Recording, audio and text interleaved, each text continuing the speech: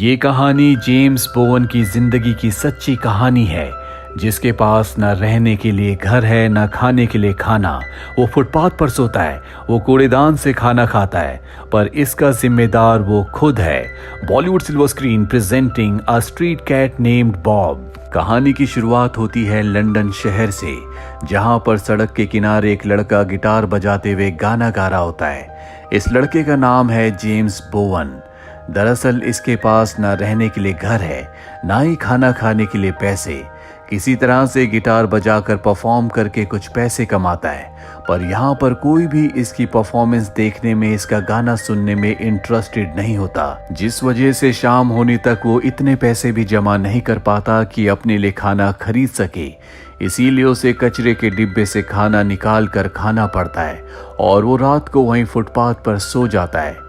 James की आज जो हालत है, इसका जिम्मेदार वो खुद है। उसे नशे की आदत है, लेकिन फिलहाल वो एक रिहैब की मदद से नशा करना छोड़ चुका है और उसका जो ध्यान रखती है, जो रिहैब में काम करती है, उसका नाम वेल है।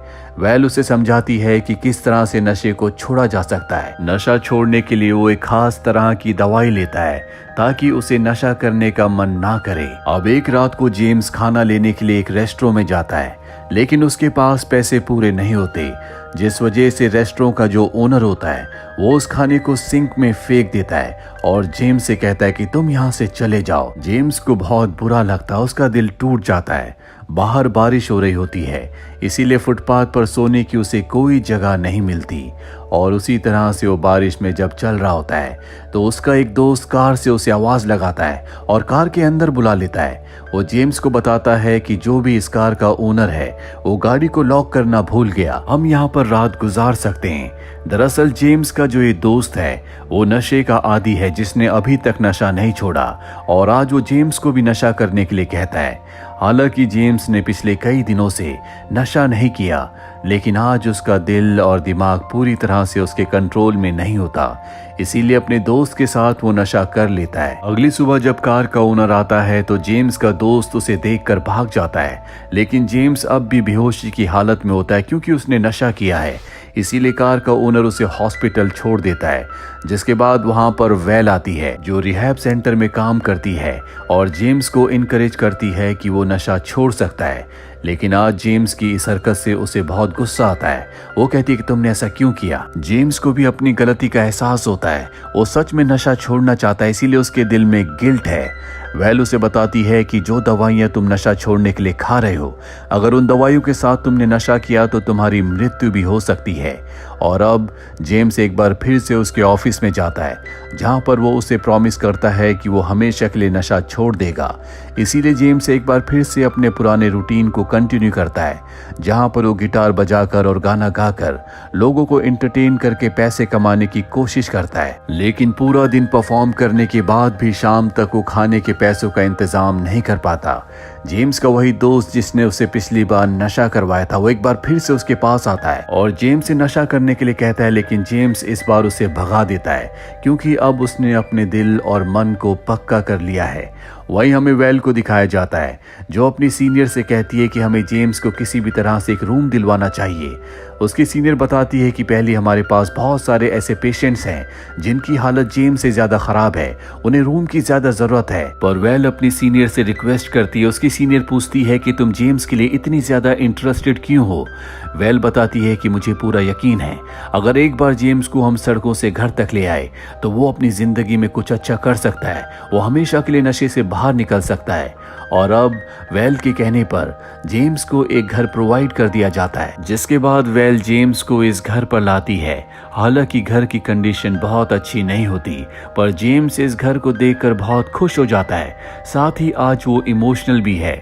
वेल उसे कहती है कि मैंने तुम्हारे लिए फ्रिज में कुछ खाना और दूध रखा है। इसके बाद वेल यहाँ से चली जाती है, जिसके बाद जेम्स बाथटब में नहाता है और आज कई दिनों के बाद वो गर्म पानी से नहाया है। तभी उसे किचन से कुछ आवाज आती है, उसे लगता है कि घर पर कोई चोर आ गया। वो धीरे धीरे दबे पैर से किचन की तरफ बढ़ता है, पर वो देखता है कि वहां पर विंडो से एक कैट अंदर आ गई है जो उसका खाना खा रही है। जेम्स उस कैट को दूध पीने के लिए देता है, पर दूध पीने के बाद भी कैट वहां से नहीं जाती, जिसके बाद जेम्स उसे गिटार बजाकर सुनाता है, गाना गाकर सुनाता है। कैट उसके साथ बहुत फ्रेंडली हो जाती है।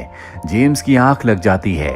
कैट रात भर उसके पास बैठी रहती है। सुबह होने के बाद जेम्स कैट को लेकर आसपास के घरों में जाता है और उनसे पूछता है क्या ये कैट आपकी है, पर वो कैट किसी की नहीं होती। इसीलिए जेम्स एक जगह उस कैट को छोड़कर अपने काम पर चला जाता है और जब वो परफॉर्म कर रहा होता है तभी वो सड़क पर अपने डैड को देखता है। हालांकि उसके डैड ने उसे देख लिया होता है, लेकिन उसके नशे की वजह से वो उसे अवॉइड करके वहां से जा रहे होते हैं। जेम्स भागता हुआ अपने डैड के पास जाता है और उन्हें बताता है कि मैंने नशा छोड़ दिया है, मैं पूरी तरह से इससे जल्दी बाहर आ जाऊंगा। पर उसके डैड उसकी बातों पर यकीन नहीं करते, क्योंकि इसी तरह के प्रॉमिसेस वो कई बार कर चुका है। तभी वहां पर जेम्स की स्टेप मदर आ जाती है। दरअसल उसके डैड ने अब दूसरी शादी कर ली है और उसकी जो स्टेप मदर है वो उसे बिल्कुल पसंद नहीं करती। वो बिल्कुल नहीं चाहती कि जेम्स की छाया उसके बच्चों पर पड़े। जेम्स चाहता है कि उसके डैड क्रिसमस के दिन उसे घर पर इनवाइट करे, पर उसके डैड कहते हैं कि हम तुम्हें किसी और दिन बुलाएंगे। और जाने से पहले वो जेम्स को 20 पाउंड्स देते हैं। हालांकि जेम्स इन पैसों को नहीं लेना चाहता, लेकिन उसे पैसों की इस वक्त बहुत जरूरत है। और अब जेम्स अपने घर वापस आता है। वो देखता है कि उसके रूम के बाहर वही कैट है जिसे उसने सुबह छोड़ दिया था, और अब ये कैट जख्मी होती है, उसके शरीर से खून निकल रहा होता है, जो देखकर जेम्स बहुत ज्यादा परेशान हो जाता है। इसीलिए वो कैट को लेकर अपने पास के घर में जाता है जहां पर एलिजाबेथ नाम की एक लड़की रहती है। एलिजाबेथ जब कैट को देखती है तो वो कहती है कि इसे एंटीबायोटिक की जरूरत है, तुम इसे हॉस्पिटल ले जाओ। वो उसे एक विजिटिंग कार्ड देती है जो कि एनिमल्स के हॉस्पिटल का है। एलिजाबेथ पूछती है कि इस कैट का क्या नाम है। वो बताता है कि मैंने इसका कोई नाम नहीं रखा, ये मेरी कैट नहीं है। एलिजाबेथ उसका नाम बॉब रख देती है और अब वो बॉब को लेकर हॉस्पिटल पहुंच जाता है जहां पर बहुत ज्यादा भीड़ होती है। कुछ देर के बाद उसका नंबर आता है। डॉक्टर बॉब को पूरी तरह से चेक करके उसके घावों को साफ कर देती है और कहती है कि इसे तुम्हें दवा देनी पड़ेगी। जिसके बाद वो दवा लेने के लिए काउंटर पर जाता है, लेकिन दवा की कीमत 22 पाउंड्स होती है। लकीली उसके पास 22 पाउंड्स होते हैं क्योंकि आज सुबह ही उसके डैड ने उसे 20 पाउंड्स दिए थे। हालांकि इन पैसों से वो कई दिन तक खाना खा सकता था, लेकिन उसे बॉब की बहुत ज्यादा चिंता होती है। इसीलिए बिना कुछ सोचे समझे वो उसके लिए दवा लेकर घर वापस आ जाता है। जेम्स इस बात से भी बहुत परेशान होता है कि आज वो वेल से मिलने नहीं गया। दरअसल वेल के साथ उसका अपॉइंटमेंट था। घर आने के बाद वो बॉब को दवा खिलाने की कोशिश करता है, पर बॉब दवा नहीं खाता। इसीलिए वो बॉब को लेकर एलिजाबेथ के पास जाता है। एलिजाबेथ बहुत आराम से, बहुत प्यार से बॉब को दवा खिला देती है, जो देखकर जेम्स को बहुत खुशी होती है। वो एलिजाबेथ से बहुत सारी बातें करता है और बातों के दौरान उसे पता चलता है कि एलिजाबेथ नशा करने वाले लोगों से बहुत नफरत करती है। इसीलिए वो एलिजाबेथ को अपने बारे में कुछ नहीं बताता। वो सिर्फ इतना ही कहता है कि मैं एक म्यूजिशियन हूँ, मैं गाना गाकर पैसे कमाने की कोशिश करता हूँ। अगले दिन वो वेल के पास जाता है, जो बहुत गुस्से में होती है क्योंकि एक दिन पहले जेम्स को उससे मिलने आना था, उसका अपॉइंटमेंट था जो जेम्स ने मिस कर दिया। वो जेम्स से कहती है कि अगर तुमने इसी तरह से एक बार फिर किया तो तुम्हें जो रहने के लिए रूम दिया गया है वो तुमसे वापस ले लिया जाएगा। जेम्स उसे बॉब के बारे में और एलिजाबेथ के बारे में सब कुछ बताता है। वेल उसे कहती है कि तुम एलिजाबेथ से दूर रहो, क्योंकि जब भी कोई इंसान नशा छोड़ने की कोशिश करता है तो उसे किसी भी नए रिलेशनशिप में नहीं पड़ना चाहिए, क्योंकि नए रिश्ते इंसान के इमोशन को ट्रिगर करते हैं, जिस वजह से इंसान दोबारा से नशा शुरू कर सकता है। जेम्स उसकी बात मानकर वहां से निकल जाता है और अब कुछ हफ्ते बीत जाते हैं, जिसके बाद बॉब पूरी तरह से ठीक हो जाता है। जेम्स और बॉब अब बहुत अच्छे दोस्त बन चुके हैं। जेम्स बॉब से बहुत प्यार करता है और बॉब भी हमेशा उसके आने का इंतजार करता है। अब एक सुबह जेम्स जब अपने काम पर जाने के लिए बस पर चढ़ता है तो बॉब भी भागकर बस पर चढ़ जाता है, जो देखकर जेम्स को गुस्सा आता है। पर बस के जो पैसेंजर्स होते हैं वो बॉब को देखकर बहुत खुश हो जाते हैं। इसीलिए जेम्स बॉब को अपनी गोद में बिठा लेता है, जिसके बाद बस के जो कंडक्टर होती है वो बॉब के गले में एक फीता बांध देती है ताकि जेम्स उसे अपने कंट्रोल में रख सके। इसके बाद जेम्स बस से उतर जाता है, लेकिन बॉब इधर उधर जा रहा होता है, इसीलिए वो बॉब को अपने कंधे पर बिठा लेता है, जो देखकर बहुत सारे लोग जेम्स के साथ सेल्फी खींचते हैं। और आज जब वो परफॉर्म करता है तो बॉब की वजह से वहां पर बहुत सारे लोग खड़े हो जाते हैं जो उसकी परफॉर्मेंस देखते हैं, जिस वजह से उसे अच्छे खासे पैसे मिल जाते हैं। जेम्स आज बहुत खुश है क्योंकि पहली बार उसने एक दिन में इतने सारे पैसे कमाए हैं, जिन पैसों से वो अपने लिए और बॉब के लिए अच्छा खाना खरीदता है। अगली सुबह एक बार फिर से वो बॉब को अपने साथ ले जाता है और अब उसका ये रोज का रूटीन है। वो बॉब को अपने कंधे पर बैठाकर परफॉर्म करता है। बहुत सारे लोग उसकी परफॉर्मेंस देखते हैं, जिससे उसे अच्छे पैसे मिलते हैं। एक दिन उसका वही दोस्त जो उसके साथ नशा किया करता था, वो उसके पास आता और कहता है कि मुझे कुछ पैसे दे दो। जेम्स उसे कुछ पैसे देते हुए कहता है कि इन पैसों से खाना खाना, इससे नशा मत करना। उसका दोस्त पैसे लेकर वहां से चला जाता है और अब हर रोज की तरह जेम्स अपने बॉब के साथ परफॉर्म करता है। बॉब अब उसके गिटार पर बैठता है, जिस वजह से बहुत सारे लोग इनकी परफॉर्मेंस देखते हैं। जेम्स के पास अब खाने पीने के अच्छे खासे पैसे रहते हैं। एक रात को जब वो सबवे से जा रहा होता है, तभी वो देखता है कि वहां पर उसका वही दोस्त जो उससे पैसे लेकर गया था वो बेहोश पड़ा है। दरअसल उसने नशा कर लिया था और डोज बहुत ज्यादा हैवी होने की वजह से वो अपनी सेंसेस खो चुका है। यहाँ पर एलिजाबेथ भी आ जाती है और ये दोनों मिलकर उसे हॉस्पिटल ले जाते हैं, जिसके बाद एलिजाबेथ जेम्स को बताती है कि मेरे भाई को भी नशे की आदत थी और नशे की वजह से उसकी मृत्यु हो गई, इसीलिए मैं नशा करने वालों को बिल्कुल पसंद नहीं करती। जेम्स जो कि एलिजाबेथ को बहुत पसंद करता है, वो उसे अपनी जिंदगी की सच्चाई नहीं बता सकता कि वो भी नशे का आदी है, लेकिन अभी दवाओं की वजह से वो नशा नहीं करता। अगले दिन वो वेल से मिलने जाता है और कहता है कि मेरी जो दवा की डोज है मैं उसे पूरी तरह से खत्म करना चाहता हूँ। वेल उसे समझाती है कि अभी ये सही वक्त नहीं है, तुम्हें कुछ दिन और इंतजार करना चाहिए। दरअसल उसकी दवा की जो डोज होती है उसकी मात्रा अब पहले से बहुत कम हो चुकी है, पर जेम्स अब इसे पूरी तरह से खत्म करके एक नॉर्मल इंसान की तरह जीना चाहता है। और अब क्रिसमस का दिन आ जाता है। वो एलिजाबेथ के साथ अच्छा टाइम स्पेंड करता है।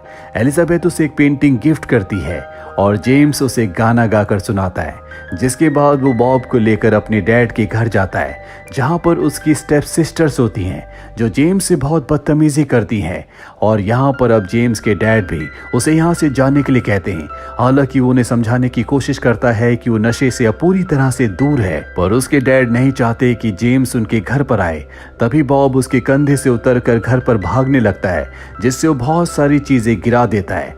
अब यहाँ पर जेम्स की स्टेप मदर भी आ जाती है, जो देखकर बहुत गुस्से में आ जाती है कि बॉब ने घर में चारों तरफ बहुत सारी चीजें गिरा दी है। इसीलिए वो जेम्स को यहाँ से जाने के लिए कहती है, जिसके बाद जेम्स यहाँ से चला जाता है।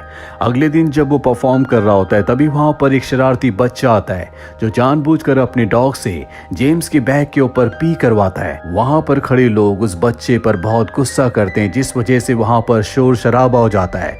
पुलिस आकर जेम्स को पकड़ कर ले जाती है, जिसके बाद वेल उसे छुड़वाने के लिए आती है। सीसीटीवी कैमरे की फुटेज से पता चल जाता है कि जेम्स की कोई गलती नहीं है, पर उसकी वजह से शहर की शांति भंग हुई। इसीलिए जेम्स को कहा जाता है कि तुम अगले 6 महीनों तक सड़क पर परफॉर्म नहीं कर सकते। जेम्स और वेल वहां से निकल जाते हैं। वेल उसे कहती है कि तुमने अपनी दवा ली कि नहीं। वो कहता है कि बॉब कहां पर है। वो बताती है कि बॉब अभी भी पुलिस कस्टडी में है, तुम उसे वहां से ले सकते हो। इसके बाद जेम्स जल्दी से केमिस्ट की दुकान पर जाता है, जहां पर वो अपनी दवा लेकर खा लेता है, पर वहां पर एलिजाबेथ भी होती है जो उसे दवा लेते हुए देख लेती है। वो समझ जाती है कि ये नशे का आदी है, जो बात जेम्स ने उससे छुपाई थी, इसीलिए वो जेम्स से दोस्ती तोड़ देती है। जेम्स को बहुत दुख होता है और अब वो सड़क पर परफॉर्म भी नहीं कर सकता, इसीलिए वो एक जगह जॉब कर लेता है जहां पर उसे द बिग इशू नाम की मैगजीन को सड़कों पर बेचना होगा। बॉब अब भी हमेशा उसके साथ रहता है, जिस वजह से बहुत सारे लोग इनके साथ सेल्फी खिंचवाते हैं। एक दिन एक प्रेस रिपोर्टर इनके पास आता है और इन दोनों की फोटो एक साथ खींचता है। तभी यहाँ पर उसी मैगजीन में काम करने वाला दूसरा वर्कर इन्हें देख लेता है, जो जेम्स की शिकायत कर देता है, जिस वजह से जेम्स को 1 महीने के लिए जॉब से निकाल दिया जाता है और अब जेम्स की मुसीबतें एक बार फिर से बढ़ चुकी हैं। उसके सभी पैसे खत्म हो चुके हैं, उसके पास खाने के पैसे भी नहीं है। इसीलिए वो एक बार फिर से सड़कों पर परफॉर्म करना शुरू कर देता है, जो कि एलिजाबेथ देख लेती है। वो जेम्स से कहती है कि तुम ऐसा नहीं कर सकते, अगर पुलिस ने देख लिया तो तुम्हें एक बार फिर से जेल भेज दिया जाएगा। जेम्स को यहाँ पर एहसास हो जाता है कि एलिजाबेथ को अब भी उसकी परवाह है, यानी कि वो अब भी जेम्स को पसंद करती है। अब किसी तरह से 1 महीना गुजर जाता है, जिसके बाद जेम्स को एक बार फिर से मैगजीन बेचने की जॉब मिल जाती है। यहाँ पर एक लेडी उसके पास आती है और कहती है कि मैं तुम्हारी कैट को खरीदना चाहती हूँ, लेकिन जेम्स साफ साफ मना कर देता है क्योंकि बॉब के अलावा उसका इस दुनिया में और कोई नहीं है। तभी वहाँ पर एक डॉग आता है जो जोर से भौंकता है, जिस वजह से बॉब डर जाता है और उसके कंधे से कूद कर भाग जाता है। जेम्स उसका पीछा करता है, लेकिन उसे बॉब का कुछ पता नहीं चलता।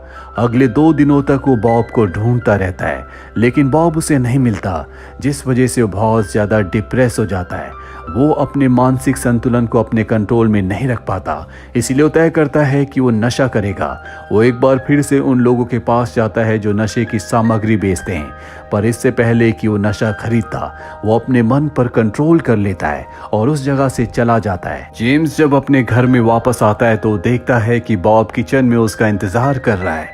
बॉब को वापस पाकर वो बहुत खुश हो जाता है। उसे लगता है कि उसकी जिंदगी में उसका सब कुछ उसे वापस मिल गया।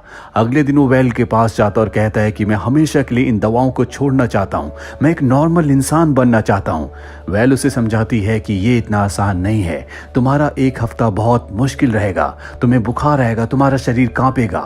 पर वो तय कर लेता है कि मैं किसी भी कीमत पर अब इन दवाओं के सहारे नहीं जीना चाहता। वेल उसे कहती है कि अकेले ये सब करना इतना आसान नहीं है। जेम्स कहता है कि मेरे साथ बॉब है। वेल उसकी बात मान जाती है, जिसके बाद जेम्स अपने घर आता है। वो एलिजाबेथ के डोर को नॉक करता और कहता है कि अगले कुछ दिनों तक मैं घर के अंदर ही रहूंगा, मेरा इलाज चल रहा है, जिससे वो समझ जाती है कि वो क्या करने वाला है, क्योंकि उसका भाई भी इन्हीं सब चीजों का आदी था। वो दरवाजा खोलकर जेम्स को कहती है कि मैं तुम्हारे लिए खाना ले आऊंगी, और अब जेम्स अपने घर के अंदर अपने आप को लॉक कर लेता है। आज उसने दवा नहीं खाई। रात को उसे तेज बुखार आ जाता है, उसका शरीर कांपने लगता है। उसे किसी भी कीमत पर नशा चाहिए, या वो दवा जिसे खाने के बाद उसे नशा करने की इच्छा नहीं होती। लेकिन अब उसने दृढ़ संकल्प कर लिया है। वो इसी तरह कांपता रहता है, वो अपने आप से लड़ता रहता है। बॉब उसके साथ है और बॉब के सहारे वो 7 दिन गुजार देता है। 8वीं सुबह जब वो उठता है तो उसे ऐसा लगता है कि जैसे उसका नया जन्म हुआ है। ये करना इतना आसान नहीं था, लेकिन जेम्स ने ये कर दिखाया, जिसके बाद सबसे पहले वेल के पास जाता है। वेल उसके लिए बहुत खुश होती है और अब वो एलिजाबेथ से मिलता है, जो यहाँ से हमेशा के लिए अपने घर जा रही है। और जाने से पहले वो उसे अपने घर का एड्रेस देती है, यानी कि अब भी ये दोनों हमेशा एक दूसरे के टच में रहेंगे। इसके बाद जेम्स अपने डैड के पास जाता है और उन्हें बताता है कि अब वो नशे से पूरी तरह से बाहर निकल चुका है, जो जानकर उसके डैड बहुत खुश होते हैं और जेम्स को उसके बचपन का एक फोटो देते हैं। अब जेम्स के पास एक रिपोर्टर आती है और कहती है कि मैं चाहती हूँ कि तुम अपने बारे में और बॉब के बारे में एक बुक लिखो। दरअसल जेम्स इंटरनेट पर बहुत पॉपुलर हो चुका होता है, क्योंकि वो अपने कंधे पर बॉब को रखकर हर जगह गाने गाता था। लोग उसके साथ सेल्फी खिंचवाते थे, इसीलिए बहुत सारे लोग उसे अब पहले से जानते हैं। रिपोर्टर के कहने पर जेम्स अपनी जिंदगी के ऊपर एक किताब लिखता है और जब वो किताब पब्लिश होती है तो वो बेस्ट सेलिंग बुक बन जाती है, जिसे शहर का हर एक इंसान पढ़ना चाहता है। जिसके बाद जेम्स के लिए एक प्रेस कॉन्फ्रेंस रखी जाती है, जिसमें वेल, एलिजाबेथ और जेम्स के डैड भी आते हैं। ये सब के सब जेम्स के लिए बहुत खुश हैं। जेम्स की जिंदगी अब पूरी तरह से बदल चुकी है। उसने अपने लिए एक घर खरीद लिया, जिसमें वो बॉब के साथ रहता है। साथ ही अब वो सड़कों में गिटार नहीं बजाता, ना ही गाने गाता है।